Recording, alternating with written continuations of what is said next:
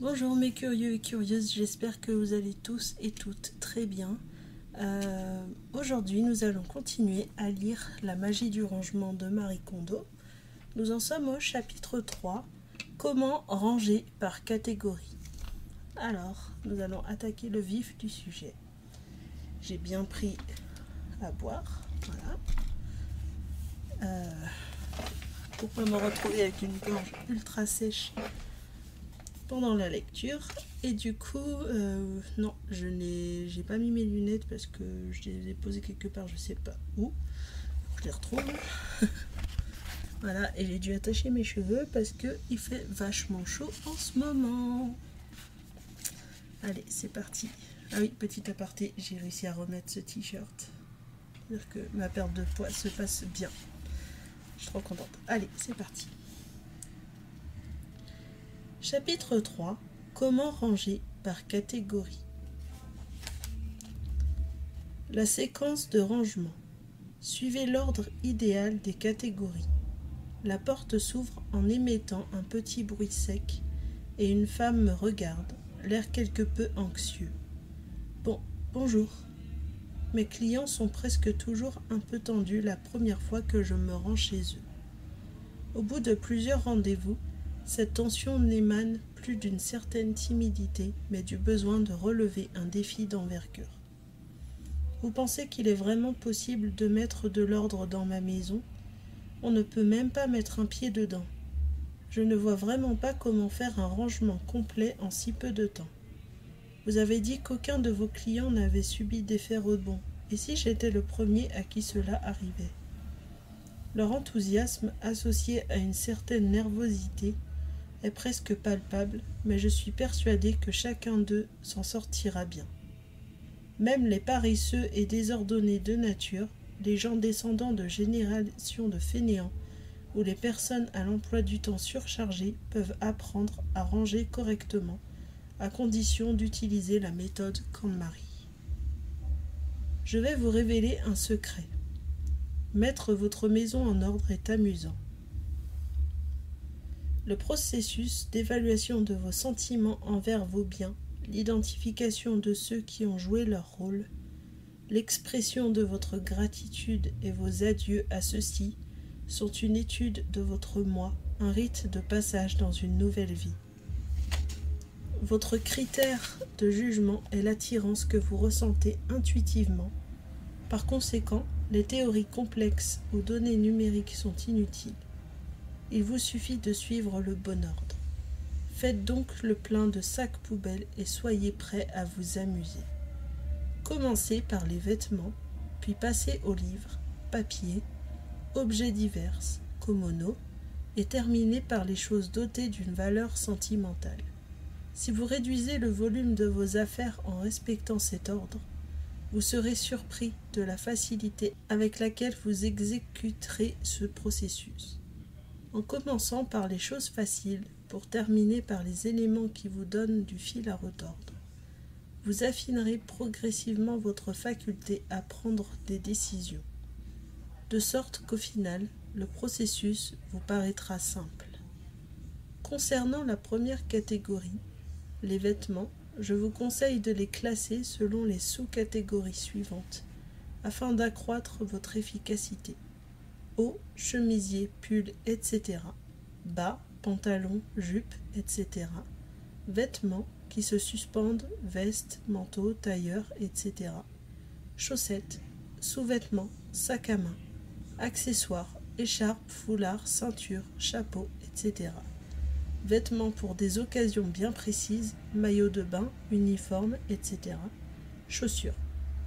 Et oui, j'inclus les sacs à main et les chaussures dans les vêtements. Pourquoi cet ordre est-il optimal ?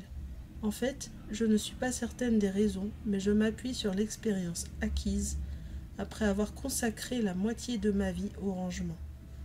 Je peux vous assurer que cela fonctionne. Croyez-moi, si vous suivez cet ordre, vous accélérerez le mouvement et obtiendrez des résultats visibles avec une rapidité surprenante. En outre, dans la mesure où vous ne garderez que les choses que vous aimez vraiment, votre énergie et votre joie s'en trouveront accrues. Vous ressentirez peut-être de la fatigue physique, mais se débarrasser d'objets inutiles fait tellement de bien que vous aurez du mal à vous arrêter. Mais l'important est de décider ce que vous souhaitez garder. Quelles choses vous mettront en joie si vous leur laissez une place dans votre vie? Prenez les objets que vous aimez comme si vous les aviez trouvés sur les étagères de votre boutique préférée. Une fois que ce principe saisi, faites une pile de tous vos vêtements, prenez-les en main, un par un, et demandez-vous simplement: est-ce qu'ils me mettent en joie? Votre festival du rangement vient de commencer. Vêtements. Placez à même le sol tous les vêtements que vous possédez. La première étape consiste à vérifier tous les placards, penderies et tiroirs de votre logement, puis à rassembler en un endroit bien précis tous les vêtements trouvés. Ouvrez bien tous les tiroirs et penderies et assurez-vous de ne pas en oublier un seul. Lorsque mes clients pensent avoir fini, je leur pose toujours la question suivante: êtes-vous certain qu'il ne reste pas un seul vêtement dans la maison? Puis j'ajoute: vous pouvez dire adieu à tout vêtement que vous retrouverez par la suite, car il ira automatiquement dans la pile des vêtements à jeter. Je leur dis que je suis très sérieuse. Je n'ai pas l'intention de les laisser garder quoi que ce soit une fois le tri terminé. La réaction est généralement: oh, mais attendez, je crois qu'il reste quelque chose dans la penderie de mon mari. Ou ah, des vêtements sont peut-être suspendus dans l'entrée. Puis ils se précipitent dans diverses pièces et ajoutent plusieurs choses à la pile. Cela ressemble un peu à un ultimatum, mais quand mes clients savent qu'ils ont un délai précis à respecter, ils réfléchissent bien car ils ne souhaitent pas perdre de vêtements sans avoir la possibilité de décider de leur sort. Bien que je mette rarement ma menace à exécution, si quelqu'un ne se souvient plus de l'existence d'un vêtement à ce stade, c'est que ce dernier ne lui procure aucun frisson de joie, et je suis alors impitoyable. La seule exception concerne les vêtements se trouvant dans le bac à linge sale. Une fois tous les vêtements rassemblés, la seule pile de haut monte jusqu'aux genoux. Le terme « haut » regroupe des vêtements de toutes les saisons, des t-shirts aux pulls en laine, en passant par les gilets. Le nombre moyen de pièces tourne généralement autour de 160. Confrontés à leur premier obstacle dans le processus de rangement, la plupart des gens sont submergés par le volume de leurs affaires. À ce stade, je dis généralement, commençons par les vêtements hors saison, et pour cause, c'est la catégorie la plus facile pour se mettre en phase avec les pièces envers lesquelles mes clients ressentent intuitivement quelque chose de positif. Si je commence par les vêtements qu'ils portent en ce moment, ils auront plus tendance à penser: celui-ci ne m'apporte aucune joie, mais je le portais encore hier. Ou, si je n'ai plus rien à porter, qu'est-ce que je vais faire? Il leur est alors d'autant plus difficile de prendre une décision en toute objectivité. Dans la mesure où les vêtements hors saison ne sont pas nécessaires sur le champ, il est bien plus facile de savoir qu'ils vous apportent de la joie. Je conseille souvent de se poser une question quand on fait le tri des vêtements hors saison. Est-ce que je souhaite revoir ce vêtement quand ce sera le moment de le porter? Ou de le reformuler ainsi: est-ce que je souhaiterais le porter immédiatement si la température changeait subitement? Est-ce que je veux le revoir? Eh bien, pas nécessairement. Si c'est votre sentiment, jetez-le. Et si vous avez beaucoup de vêtements portés la saison dernière, n'oubliez pas de dire si vous les appréciez toujours. Vous aurez peut-être peur de ne plus avoir de vêtements à vous mettre si vous prenez en compte ce critère. Mais ne vous inquiétez pas. Vous aurez peut-être l'impression d'avoir jeté énormément de choses, mais tant que vous choisissez des vêtements sources de joie, c'est que vous disposez de la quantité nécessaire. Une fois que vous aurez pris le coup de la sélection des choses que vous aimez, vous pourrez passer aux sous-catégories des vêtements de saison. Les principes les plus importants à retenir sont les suivants. Assurez-vous de rassembler absolument tous les vêtements dont vous disposez et veillez à prendre chacun d'eux dans vos mains. Les vêtements d'intérieur. Déclasser des affaires en vêtements d'intérieur, le tabou absolu. Jeter quelque chose encore tout à fait utilisable peut vous sembler du gaspillage, surtout si vous l'avez acheté vous-même. Dans ce cas, mes clients me demandent souvent s'ils peuvent conserver des vêtements qu'ils ne porteront plus à l'extérieur de la maison pour les transformer en vêtements d'intérieur. Si je leur réponds oui, la pile de vêtements d'intérieur risque de grossir et le volume général d'affaires ne jamais diminuer. Ceci dit, je dois admettre qu'il m'est arrivé de faire la même chose avec des vêtements dont je savais que je ne les porterais plus en dehors de chez moi. Les cardigans élimés, les chemisiers passés de mode, les robes qui ne m'allaient plus ou que je ne portais jamais. J'ai très vite pris l'habitude de les reléguer au rang de vêtements d'intérieur plutôt que de les jeter. Et pourtant, 9 fois sur 10, je ne les portais quand même jamais. J'ai vite découvert que nombre de mes clients disposent de vêtements d'intérieur dormants. Quand je leur demande pourquoi ils ne les mettent pas, leurs réponses sont très révélatrices. Je ne me sens pas détendue quand je les ai sur le dos. Ça ne rime à rien de porter ça à l'intérieur alors que c'est prévu pour l'extérieur. Je ne les aime pas, etc. Autrement dit, ces frusques ne sont pas du tout des vêtements d'intérieur. Les considérer ainsi ne fait que retarder la décision de se séparer de vêtements qui ne vous mettent plus du tout en joie. Des boutiques sont spécialisées dans la vente de vêtements d'intérieur dont la coupe et la matière sont idéales pour se détendre. Il s'agit bien entendu d'un genre de vêtements complètement différent de ce que nous portons à l'extérieur. Seuls les t-shirts en coton peuvent tomber dans cette catégorie. Je suis désolée, je vais aller fermer la porte. Je ne vois aucun intérêt à garder pour l'intérieur des vêtements qui ne sont pas source de détente. Le temps que vous passez chez vous est un pan précieux de la vie. Ce n'est pas parce que personne ne vous voit qu'il faut le déprécier. À compter d'aujourd'hui, perdez donc cette habitude consistant à déclasser en vêtements d'intérieur les affaires qui ne vous font plus d'effet. Le véritable gaspillage n'est pas de jeter des vêtements que vous n'aimez pas, mais de les porter alors que vous vous efforcez à créer l'espace idéal pour votre mode de vie rêvé. C'est justement parce que personne ne vous voit qu'il faut renforcer l'image de soi en portant des vêtements qui vous plaisent. Idem pour les pyjamas. Une femme devrait porter pour la nuit quelque chose de féminin ou d'élégant. Le pire serait de mettre un survêtement débraillé. Il m'arrive de rencontrer des gens qui traînent tout le temps dans cette tenue, de jour comme de nuit. Si le jogging est votre tenue de tous les jours, vous allez finir par ne plus faire qu'un avec lui, ce qui n'aura rien de séduisant. Ce que vous portez à la maison influe sur l'image de soi. Bien ranger vos vêtements. Pliez-les correctement pour résoudre vos problèmes de place.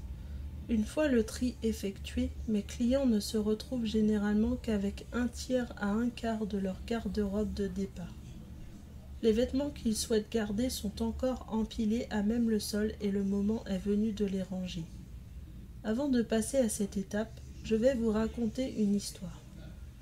J'ai eu une cliente confrontée à un problème que je ne parvenais pas à comprendre. Âgée d'une 50aine d'années, elle m'a dit, lors de notre premier entretien, qu'elle n'avait pas suffisamment d'espace pour entreposer tous ses vêtements. Pourtant, étant donné l'aménagement de son logement, elle disposait de 2 penderies pour elle seule, 1,5 fois plus grandes que la moyenne. Cela représentait un espace considérable, sans compter qu'elle avait en outre un dressing avec 3 portants pleins de vêtements. Effarée, j'ai approximativement évalué sa garde-robe à plus de 2000 pièces. C'est seulement une fois chez elle que j'ai compris. Lorsqu'elle a ouvert sa penderie, qui faisait tout un pan de mur, j'en suis restée bouche bée. C'est comme dans un pressing où tous les vêtements sont suspendus. Il y avait non seulement des manteaux et des jupes, mais aussi des t-shirts, des pulls, des sacs et même des sous-vêtements. Ma cliente se lança immédiatement dans une revue détaillée de sa collection de cintres. Ceux-ci sont faits main et conçus spécialement pour les vêtements en laine, afin qu'ils ne glissent pas. Je les ai achetés en Allemagne. Après un exposé de 5 minutes, elle me regarda avec un sourire épanoui et dit « Les vêtements ne se froissent pas si vous les mettez sur cintre. Et ils s'usent moins vite, n'est-ce pas ?» En lui posant d'autres questions, j'ai pu découvrir qu'elle ne pliait absolument aucun vêtement. Il existe 2 méthodes de rangement pour les vêtements.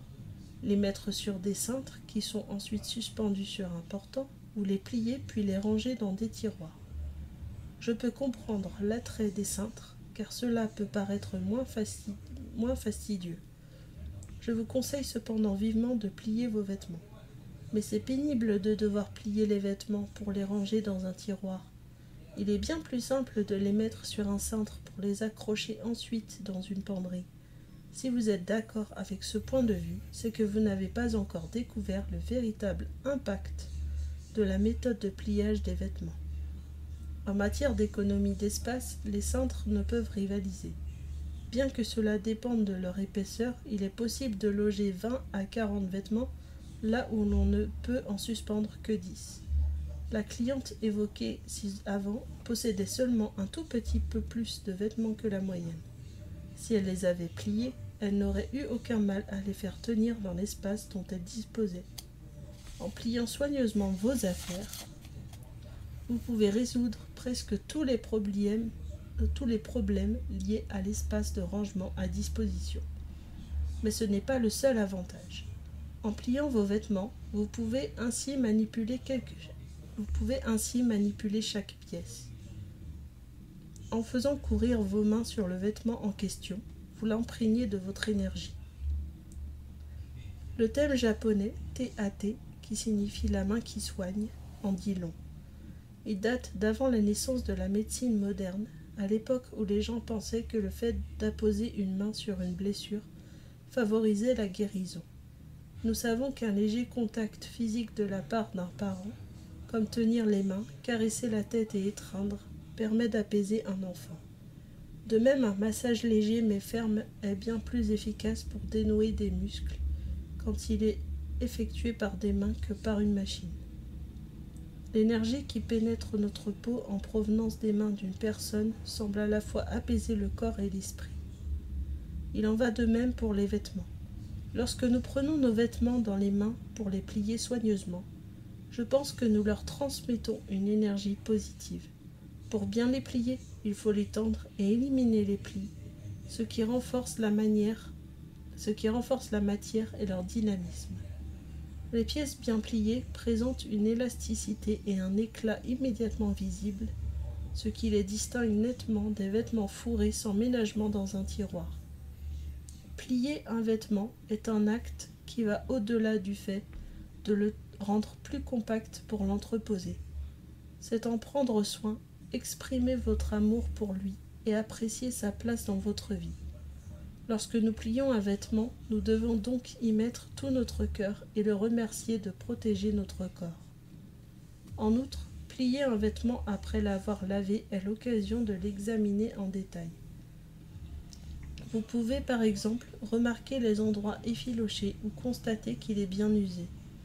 Cette phase de pliage est une forme de dialogue avec votre garde-robe. La tenue japonaise traditionnelle, le kimono et le yukata, se plient toujours en rectangle afin de parfaitement tenir dans un tiroir adapté à ses dimensions uniformes. Je ne pense pas qu'il existe ailleurs dans le monde une culture dans laquelle les espaces de rangement sont étudiés précisément en fonction des vêtements qu'ils vont accueillir. Les Japonais ressentent très vite le plaisir découlant du pliage des vêtements, comme s'ils étaient génétiquement programmés pour cette tâche. Comment plier ? La meilleure méthode de pliage pour une allure parfaite. La lessive est terminée et les vêtements prêts à être rangés, mais c'est à ce stade que beaucoup de gens ressentent un blocage. Plier les vêtements représente pour eux une corvée inutile, surtout parce qu'ils vont bientôt les porter. Nombre de personnes ne veulent pas s'embêter avec ça et se retrouvent avec un tas de linge à même le sol. Elles prennent l'habitude d'y prendre tous les jours un vêtement, tandis que le monticule continue de grossir jusqu'à occuper toute la pièce. Si vous vous reconnaissez dans cette description, ne vous inquiétez pas. Parmi mes clientes, aucune ne savait plier correctement des vêtements lorsqu'elle a commencé à suivre mes cours. En fait, un assez grand nombre a déclaré avoir pris le parti de ne jamais plier ses vêtements. J'ai ouvert des penderies si remplies que l'on avait l'impression d'être face à des vêtements emballés sous vide, et j'ai vu des tiroirs remplis de vêtements roulés et torsadés comme des nouilles. On aurait cru que mes clients n'avaient jamais entendu parler du verbe plier. Mais à la fin du cours, tous, sans exception, m'ont dit « Plier est amusant ». L'une de mes clientes, une jeune femme entre 20 et 30 ans, détestait tellement plier ses affaires que sa mère s'en chargeait à sa place. Au fil des cours, elle a appris à aimer cette tâche et a même indiqué à sa mère comment s'y prendre. Une fois cette technique maîtrisée, vous aimerez la pratiquer au quotidien et trouverez commode de la connaître pour le restant de vos jours. En fait, vivre sa vie sans savoir plier correctement des vêtements est une lacune énorme. La première étape consiste à visualiser l'apparence intérieure de votre tiroir une fois l'opération de rangement achevée. Votre objectif doit être d'organiser son contenu afin de pouvoir situer chaque élément en un seul coup d'œil, de la même manière que vous voyez les tranches de vos livres sur les étagères de votre bibliothèque. La clé est de ranger les choses debout plutôt qu'à plat. Certaines personnes imitent le rangement que l'on trouve dans les boutiques, pliant chaque vêtement de façon à former un grand carré, puis les empilant en couches. Ce procédé est parfait pour une disposition temporaire dans une boutique, mais ne convient pas à la maison pour une relation à long terme avec ses vêtements. Pour ranger des vêtements debout, il faut les plier de façon plus compacte afin qu'ils prennent moins de place. Certaines personnes pensent que ce format de pliage compact engendre plus de plis, mais c'est faux. Ce n'est pas le nombre de plis, mais l'intensité de la pression qui froisse les vêtements. Même les vêtements légèrement pliés se froissent s'ils sont empilés à cause du poids obtenu. Pensez à la différence entre plier une et 100 feuilles de papier.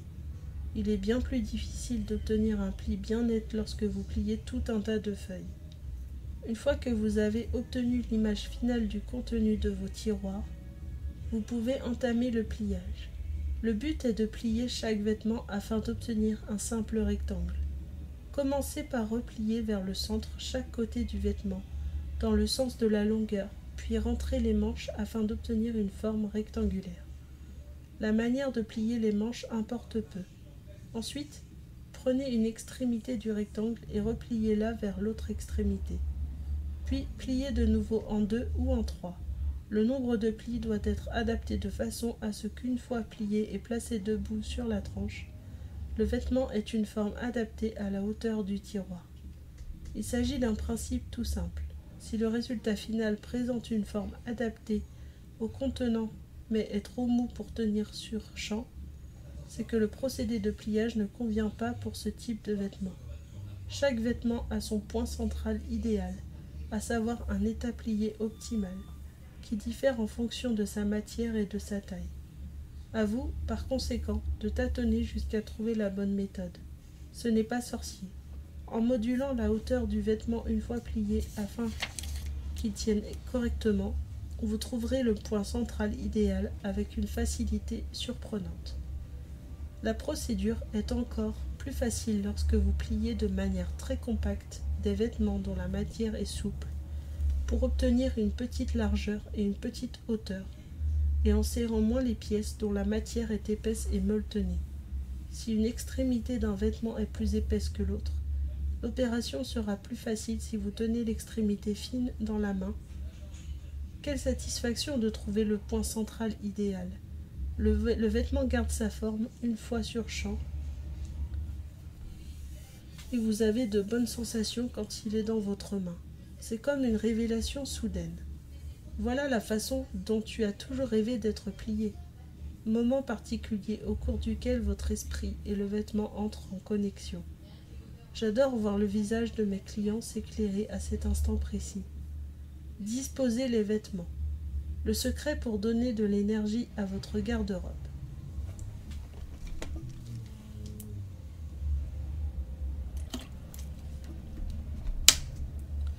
Quel magnifique sentiment vous ressentez lorsque vous ouvrez votre penderie et voyez les vêtements que vous chérissez bien alignés sur des cintres. Mais les placards de mes clients sont souvent dans un tel désordre qu'il faut du courage, ne serait-ce que pour les ouvrir. Et une fois ouverts, il est impossible de trouver quelque chose à l'intérieur. Il existe 2 causes à ce phénomène. La première est une penderie tout simplement trop remplie. Une de mes clientes avait fourré tellement de vêtements à l'intérieur qu'il lui fallait bien 3 minutes pour en sortir un seul. Les cintres étaient si serrés que lorsqu'elle parvenait enfin à extraire une pièce, après avoir beaucoup pesté et tiré de toutes ses forces, le vêtement situé à chaque extrémité se retrouvait éjecté comme une tranche d'un grille-pain. Je savais maintenant pourquoi elle n'avait pas porté depuis des années les vêtements entreposés dans cette penderie. Il s'agit d'un cas extrême, mais il n'en demeure pas moins vrai que les gens remplissent trop leur penderie. C'est l'une des raisons pour lesquelles je recommande de plier un maximum d'affaires. Certains types de vêtements sont bien entendu faits pour être sur cintre, comme les manteaux, les tailleurs, les vestes, les jupes et les robes. Voici mon critère personnel. Suspendez tous les vêtements qui vous semblent mieux vivre sur cintre, comme ceux faits d'une matière douce et légère qui flotte ou ceux taillés sur mesure radicalement allergiques à la position pliée. Ces 2 types se laissent suspendre bien volontiers. L'autre cause d'une penderie en désordre est un manque de connaissances. De nombreuses personnes ne savent tout simplement pas organiser des vêtements sur des cintres. La règle de base consiste à suspendre des vêtements côte à côte par catégorie. Vous devez donc répartir votre espace en diverses sections. Une section veste, une section tailleur, etc. Comme les humains, les vêtements se détendent mieux en compagnie des congénères qui leur ressemblent. Par conséquent, en les classant par catégorie, vous les aidez à se sentir plus à l'aise et en sécurité. Vous pouvez littéralement transformer votre penderie en appliquant simplement ce principe.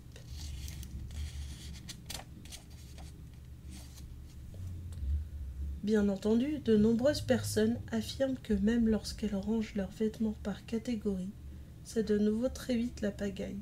Je vais donc vous révéler un secret pour garder impeccables les penderies et placards que vous vous donnez tant de mal à organiser. Disposez vos vêtements de façon à ce qu'ils montent vers la droite.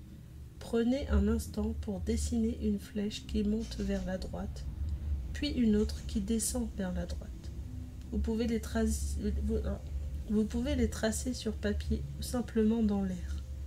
Avez-vous remarqué qu'en traçant une flèche montant vers la droite, vous vous sentez plus léger?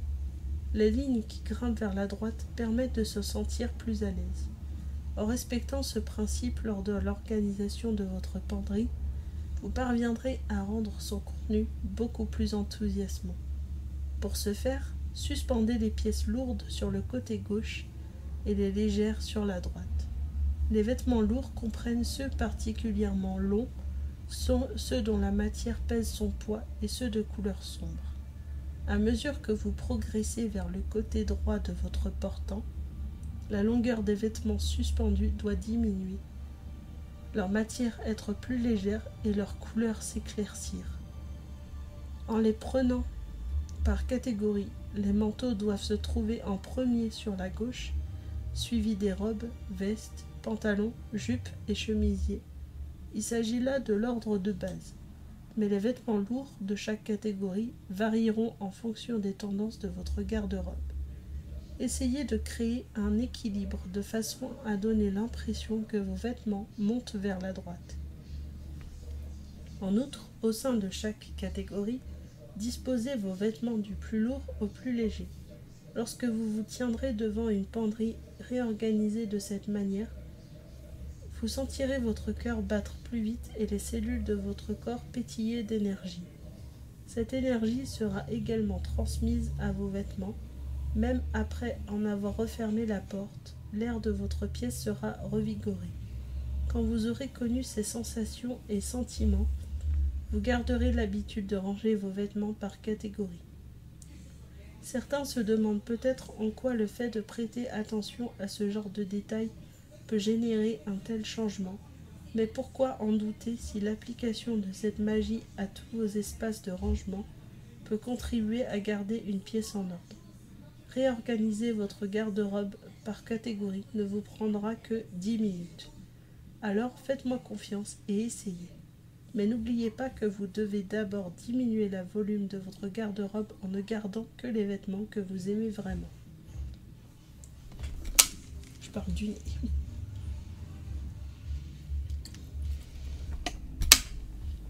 Entreposez les chaussettes. Traitez vos chaussettes et collants avec respect. Vous est-il déjà arrivé de penser bien faire pour vous apercevoir par la suite que vous aviez blessé quelqu'un ? Sur le moment, vous étiez totalement insouciant, sans avoir conscience d'aucune manière des sentiments de l'autre personne. C'est un peu la façon dont bon nombre de gens considèrent leurs chaussettes. Je me suis rendue chez une cliente âgée d'une 50aine d'années. Comme d'habitude, nous avons commencé par ses vêtements. Nous avons progressé dans sa garde-robe à un rythme tranquille, fini de nous occuper de ses sous-vêtements et étions prêtes à nous attaquer à ses chaussettes. Mais, quand elle a ouvert son tiroir à chaussettes, j'ai été abasourdie. Il était rempli d'amas de patates qui roulaient çà et là. Elle avait replié le haut de ses collants pour former des boules et les avait noués par le milieu. Je suis restée sans voix. Vêtue d'un tablier blanc impeccable, ma cliente m'a souri et a dit « Comme ça, je peux prendre ce dont j'ai besoin et les ranger facilement. » Vous ne trouvez pas ? J'ai beau souvent tomber sur ce genre d'attitude pendant mes cours. J'en suis toujours stupéfaite. Laissez-moi vous le dire sans détour. Ne nouez jamais vos collants, ne roulez jamais vos chaussettes en boule. J'ai pointé du doigt les chaussettes en boule, regardez-les attentivement. Quand elles sont dans le tiroir, c'est le moment où elles doivent se reposer. Pensez-vous vraiment qu'elles peuvent le faire dans cette position ? C'est pourtant vrai. Les chaussettes et collants rangés dans votre tiroir sont en vacances. Au quotidien, ils encaissent les coups, coincés entre votre pied et votre chaussure, devant supporter la pression et les frictions dans le seul but de protéger vos précieux pieds. Le seul moment où ils peuvent se reposer, c'est quand ils sont dans votre tiroir. Mais s'ils sont repliés, mis en boule ou attachés, ils sont constamment en tension. Leur tissu est étiré et leur élasticité mise à mal. Ils roulent et s'entrechoquent chaque fois que vous ouvrez ou fermez votre tiroir. Les chaussettes ou collants ayant le malheur de se retrouver au fond du tiroir sont souvent oubliés pendant si longtemps que leur élastique est irrémédiablement endommagé. Lorsque vous finissez par les redécouvrir et que vous les mettez, il est trop tard et ils se retrouvent à la poubelle. Quel pire traitement pourriez-vous leur réserver ? Commençons par la façon de plier vos collants. Si vous les avez attachés, défaites d'abord le nœud. Mettez les pieds l'un sur l'autre, puis pliez-les en deux dans le sens de la longueur. Pliez-les ensuite en trois en veillant à ce que les pieds soient à l'intérieur et non à l'extérieur, et à ce que l'élastique de la taille dépasse légèrement en haut. Pour finir, roulez le collant en remontant vers la taille. Si l'élastique de la taille se retrouve à l'extérieur une fois l'opération terminée, c'est que vous vous y êtes bien pris. Procédez de même avec les demi-bas. Avec les collants d'hiver plus épais, il est plus facile de les rouler si vous les pliez en deux et non en trois. L'essentiel est que vos collants soient fermes et stables une fois pliés, un peu comme des rouleaux de maquis. Pour ranger les collants dans votre tiroir, disposez les deux bouts avec les plis en accordéon visibles. Si vous les entreposez dans des tiroirs en plastique, je vous conseille de les mettre d'abord dans une boîte en carton afin qu'ils ne glissent pas et ne finissent pas par se dérouler. Mettez ensuite la boîte dans le tiroir. Une boîte à chaussures présente la taille idéale pour séparer les collants. Cette méthode est optimale car elle vous permet de voir d'un seul coup d'œil le nombre de paires de collants dont vous disposez, de les conserver intacts et de préserver leur douceur, de sorte que vous pourriez les enfiler bien plus facilement. Et vos collants seront ainsi bien plus heureux. Plier les chaussettes est encore plus simple. Si vous avez replié le haut, commencez par le déplier. Placez les deux chaussettes l'une sur l'autre et suivez les principes de pliage des vêtements. Pour les soquettes courtes, qui s'arrêtent au-dessous de la cheville, ne recouvrant que le pied, il suffit de les plier en deux. Pour les soquettes qui s'arrêtent juste au-dessus de la cheville, en trois. Pour les chaussettes montantes, qui s'arrêtent juste au-dessus du genou, juste dessous du genou, et les jambières qui s'arrêtent juste au-dessus du genou, en 4, 5 ou 6. Vous pouvez ajuster le nombre de plis de façon à obtenir la hauteur la mieux adaptée au tiroir. C'est facile. Tâchez simplement d'obtenir un rectangle, élément clé du pliage. Entreposez les chaussettes sur champ, comme les vêtements. Vous serez surpris du peu d'espace nécessaire comparé aux patates que vous formez en les mettant en boule, et vous pourrez entendre à leur soulagement lorsque vous déferez leurs liens. Lorsque je vois des élèves porter des chaussettes montantes qui froncent, je meurs d'envie de leur dire comment plier correctement leurs chaussettes.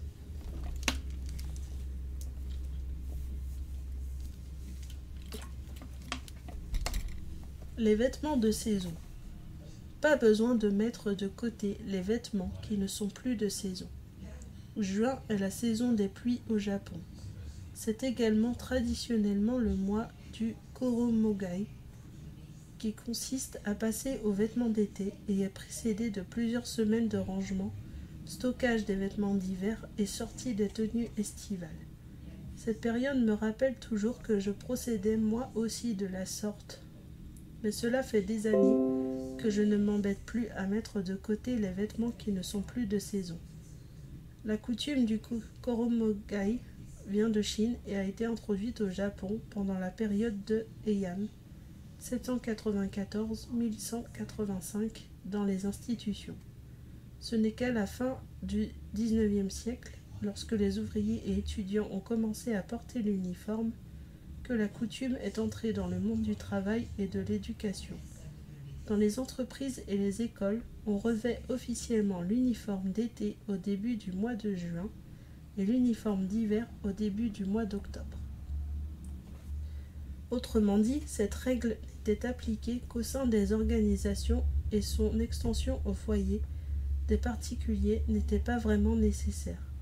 Mais comme tout bon japonais qui se respecte, j'étais également convaincu que je devais mettre de côté les affaires hors saison et déballer les vêtements de saison 2 fois par an, en juin et octobre.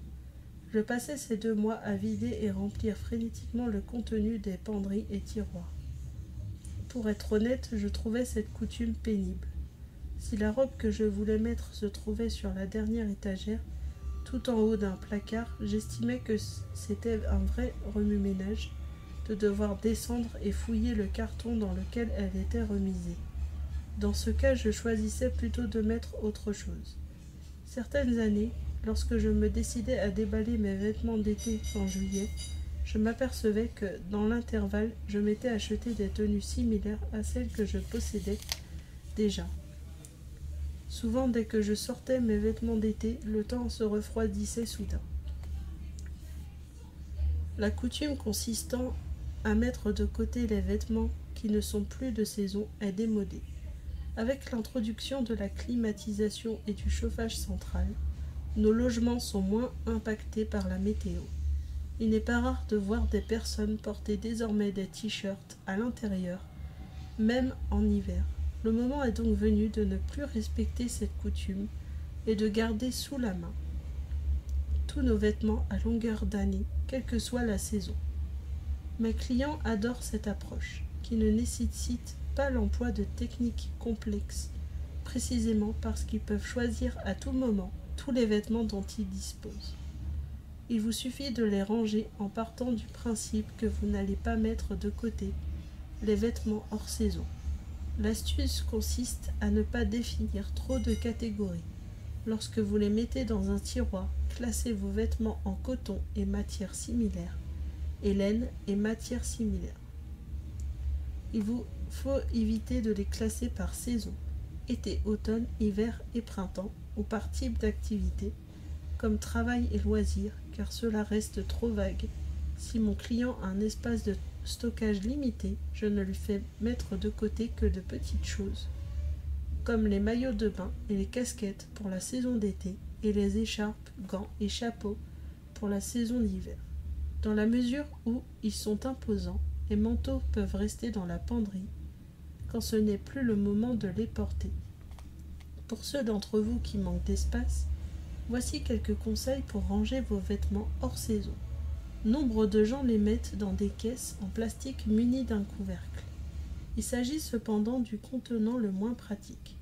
Une fois la caisse dans un placard, vous allez immanquablement poser quelque chose dessus, et quand il faudra ensuite la sortir pour fouiller à l'intérieur, ce sera la croix et la bannière.